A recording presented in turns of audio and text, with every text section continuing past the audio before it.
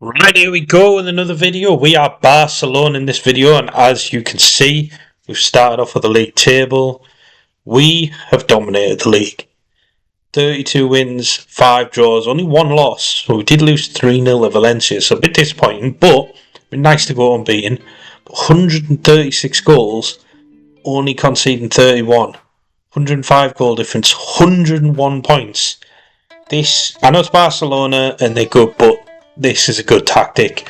I think it's probably quite meta, but yeah, give it a go. If you do, let me know how you get on. We are just going to dive straight into see how some of the players performed and then get into this tactic. Lewandowski 31 goals, 10 assists. Yamal 26 goals, 17 assists. Pedri 22 goals, 5 assists. Rafinha 20 goals, 22 assists. Fermin Lopez 14 goals, 8 assists. Koundé from right back 12 goals, 14 assists. Olmo with 10 goals and 14 assists. Spreading the goals around a lot. Played very, very well this season. Had a few injuries as well, which didn't help us. We're going to get into this tactic because that is what you've logged on for, I assume. This is it. Here it is. So it's your classic 4-3-3. That's why I thought I'd go Barcelona. I suppose they're probably... people might argue this, but I'd say most well known for this tactic.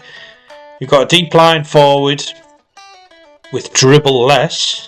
And then out of possession, we want trigger press more often.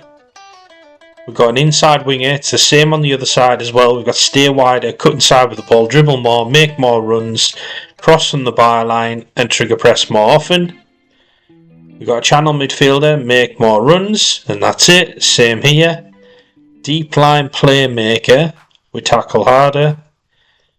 Ball playing centre backs. I think I was meant to put tackle harder on them. Wing backs, we've got sit narrower, cross from the byline, and tackle harder. Same on the other side. And the ball playing goalkeeper, no special tactics there.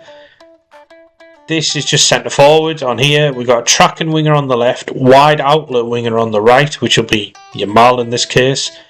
2 pressing centre midfielders, a DM, 2 fullbacks, 2 centre backs, sweeper keeper.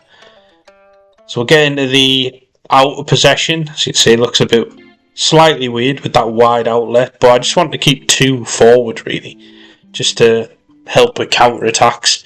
In the low block, we're inviting crosses. In the mid block, we're balanced. In the high press, we're balanced and preventing the goalkeeper distribution. In the overview, a high press much higher, step up more, trigger press much more often, counter press and get stuck in. And then for in possession, in the build-up, we are play through the press, pass it short, or goalkeeper kick short. Distribute quickly into the centre-backs, progression. This says both flanks, but we're underlapping both flanks, is all we're doing there. We're not overlapping.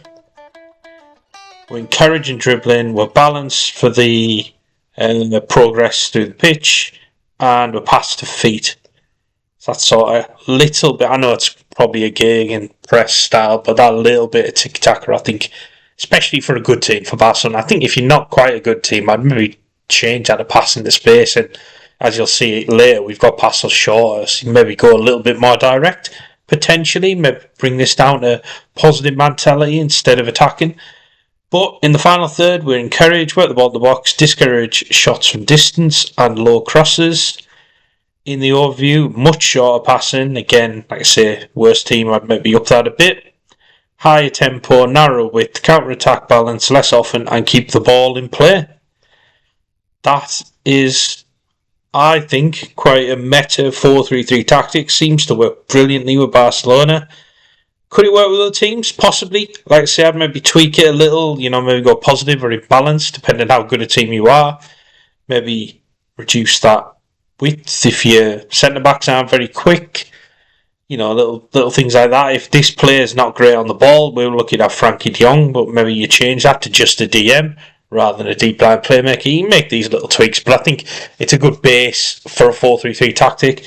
If you do have a go at it, let me know how you get on. Thank you for making it all the way at the end of the video. If you are still here, please remember to like and subscribe, and I'll see you in the next one. Take care.